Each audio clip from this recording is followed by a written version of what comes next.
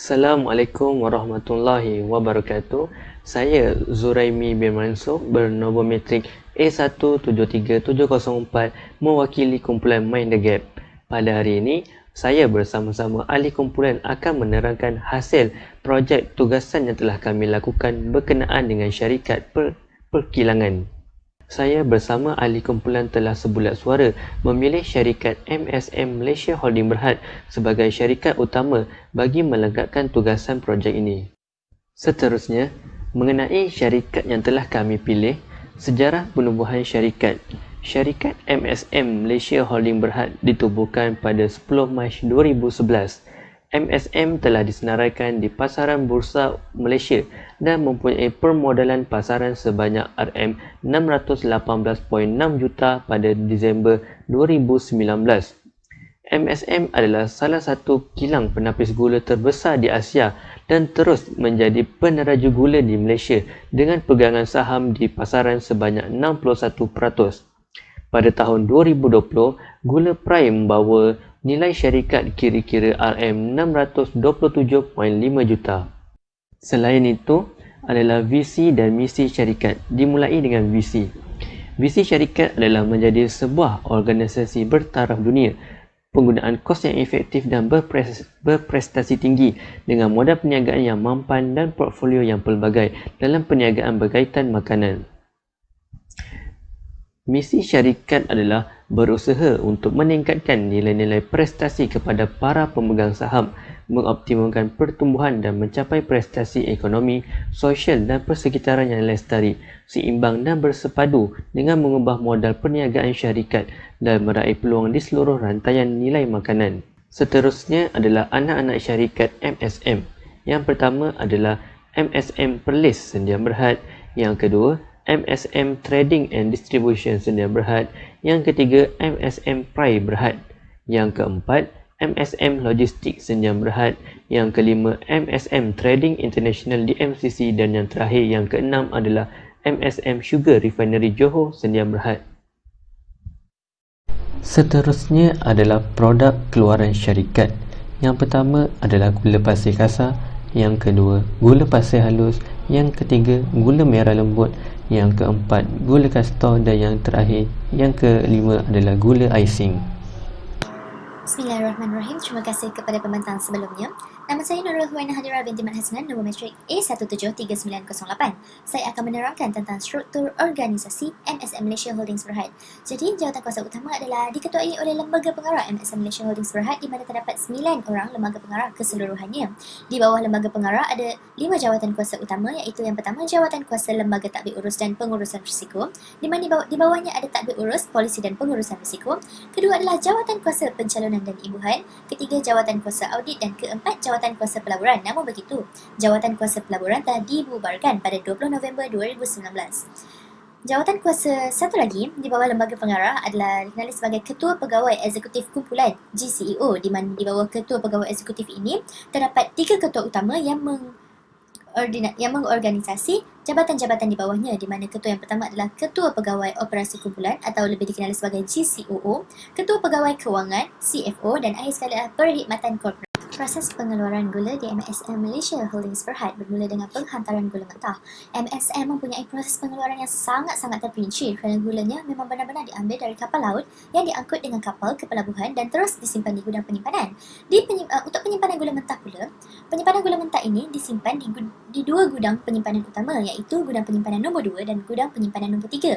Gudang penyimpanan nombor 2 ini mampu menyimpan sehingga 25,000 metrik tan dan gudang penyimpanan nombor 3 mampu menyimpan hingga 65,000 metrik tan gula. Untuk proses pengkarbonan gula, ini merupakan proses untuk menghilangkan lapisan kotoran di bahagian luar kristal pada gula dengan mencampurkan semua kristal-kristal tersebut bersama dengan sirap mentah.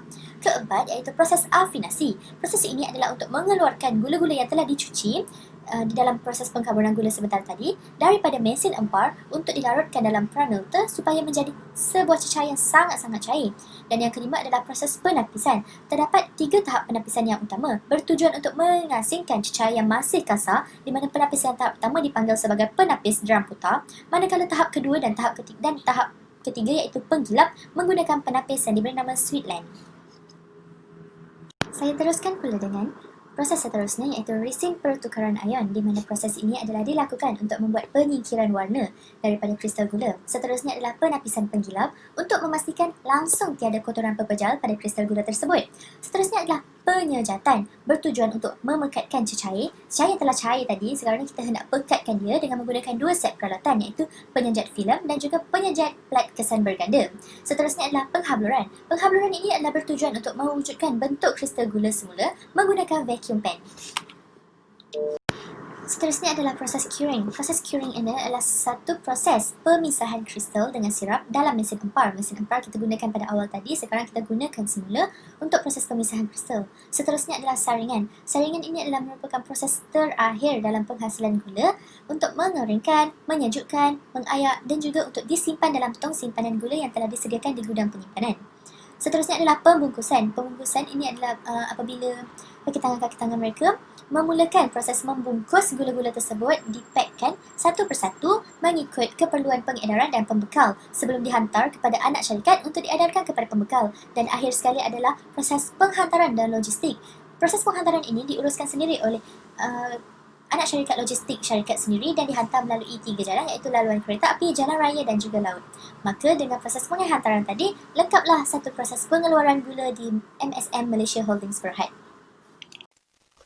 Assalamualaikum warahmatullahi wabarakatuh dan salam sejahtera.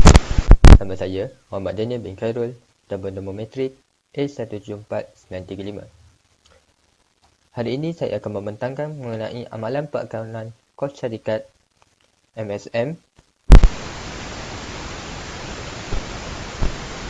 terbahagi kepada 4, iaitu yang pertama ialah kawalan kos, pembuat keputusan, penentuan anggaran harga dan yang terakhir sekali ialah pembuat perancangan. Kita akan pergi kepada mengamalkan perakaunan kos sebagai kawalan kos. Kawalan kos penting pada pihak pengurusan syarikat MSM untuk menentukan operasi jabatan, proses dan kos dalam keadaan terkawal. Dengan adanya kawalan kos, ia membolehkan setiap bahagian dalam organisasi bekerja dengan cekap dan efisien untuk mencapai objektif syarikat MSM yang telah ditetapkan. Seterusnya, tujuan perakaunan kos yang diamalkan oleh syarikat MSM Malaysia Holding Berhad yang lain ialah perakaunan kos ini digunakan sebagai pembuat keputusan. Maklumat kos syarikat MSM yang dipersembahkan dengan betul dan tepat amat berguna kepada pihak pengurusan syarikat dalam membuat keputusan yang boleh memberi kesan terhadap prestasi dan kedudukan kewangan perniagaan sama ada dalam jangka masa pendek maupun jangka masa panjang. Seterusnya ialah tujuan perakaunan kos yang diamalkan oleh syarikat MSM Malaysia Holding Berhad ialah dalam penentuan harga. Penentuan harga merupakan faktor yang amat penting selain daripada faktor lain seperti pasaran, persaingan dan lain-lain.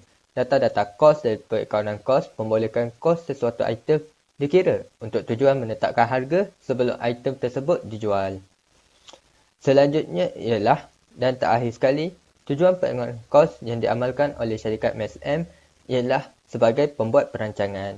Dengan menganalisis maklumat dan aktiviti kos lepas serta membandingkan dengan maklumat kos terkini, ia akan membantu dalam membuat perancangan yang lebih baik serta dapat meningkatkan prestasi syarikat pada masa hadapan.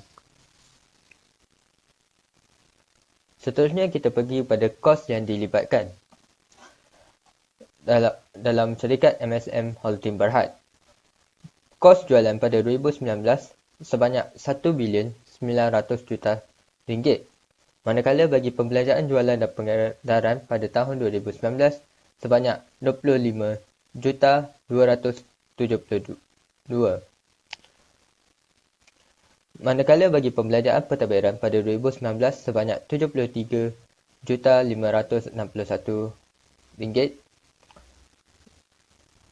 Lain-lain dan pembelanjaan operasi sebanyak 747 juta, kos kewangan sebanyak 82 juta 128 ribu, manakala bagi zakat sebanyak 14 ribu, manakala bagi cukai ialah sebanyak 11 juta 74 ribu, manakala bagi faedah penerimaan bank ialah 17,293, manakala bagi faedah liability pajakan sebanyak 315,000 Manakala bagi imbuhan pengarah pada tahun 2019 sebanyak 2,242,000.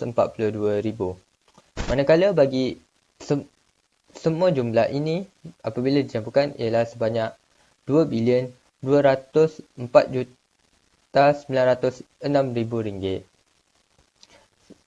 Sekian sahaja daripada saya. Sekian, terima kasih. Seterusnya adalah bahagian jenis perekonomian kos. Syarikat MSM Sugar Sdn Bhd menggunakan sistem pengukusan normal.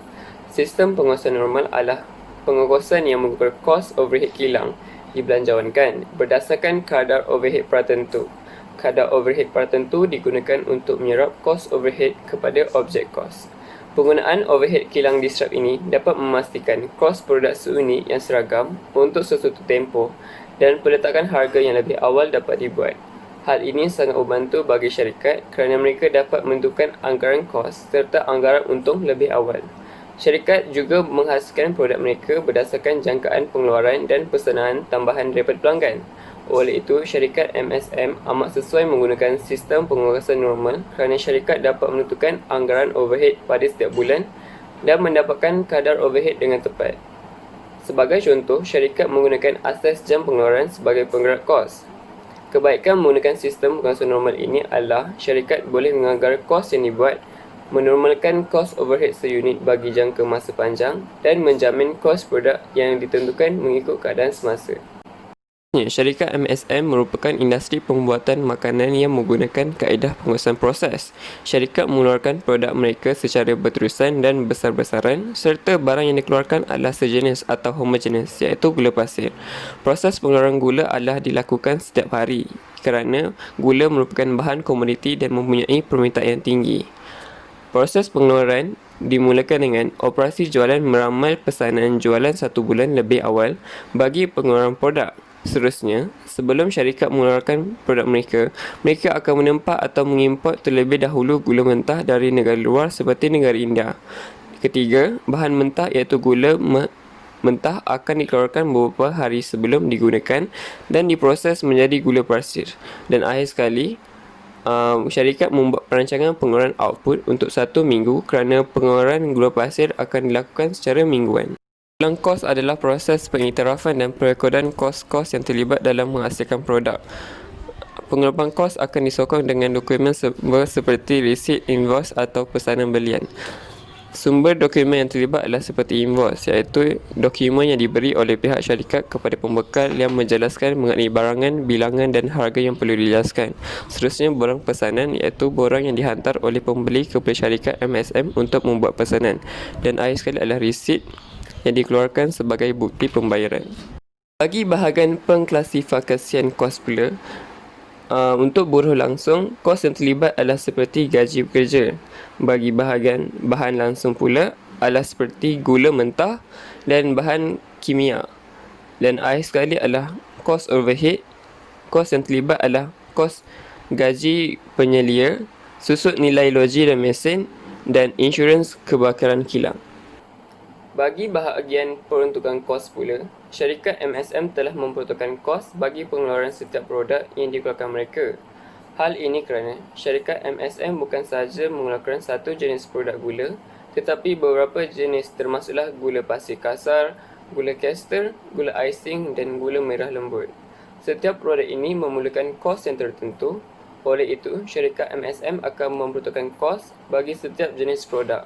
Bahkan, syarikat juga akan memperuntukkan kos bagi kos buruh, kos overhead dan kos jualan.